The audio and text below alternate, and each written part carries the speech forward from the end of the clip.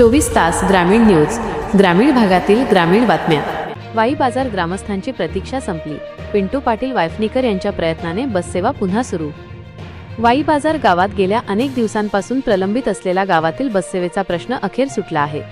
सामाजिक कार्यकर्ते पिंटू पाटील वायफणीकर यांच्या सातत्यपूर्ण पाठपुराव्याला यश आले असून गावात लालपरीचे आगमन झाल्याने ग्रामस्थांनी आनंद व्यक्त केला आहे। गावात बस येत नसल्याने 1 किलोमीटर नागरिकांना पायी चालत जावे लागत होते। शाळकरी मुलांना वेळेची समस्या निर्माण होत होती। असे अनेक अडचणीला नागरिकांना सामोरे जावे लागत होते। समस्येची दखल घेत पिंटू पाटील वायफणीकर यांनी परिवहन विभागाच्या वरिष्ठ अधिकाऱ्यांशी संपर्क साधून निवेदने दिली होती।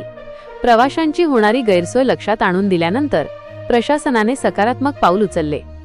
गावाच्या विकासासाठी आणि प्रवाशांच्या सोयीसाठी बससेवा सुरू होणे गरजेचे होते। प्रशासनाने आमच्या मागणीची दखल घेतली, त्याबद्दल त्यांचे आभार।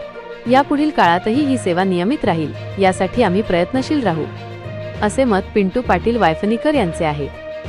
सामान्य जनतेचा आवाज प्रशासनापर्यंत पोहोचवून तो निकाली लावल्याबद्दल गावकऱ्यांनी पिंटू पाटील वायफणीकर यांचे आभार मानले आहेत। माहूर प्रतिनिधी अविनाश पठाडे। आपल्या परिसरातील बातम्या बघण्यासाठी आता 24 तास ग्रामीण न्यूज चॅनलला सबस्क्राइब करा।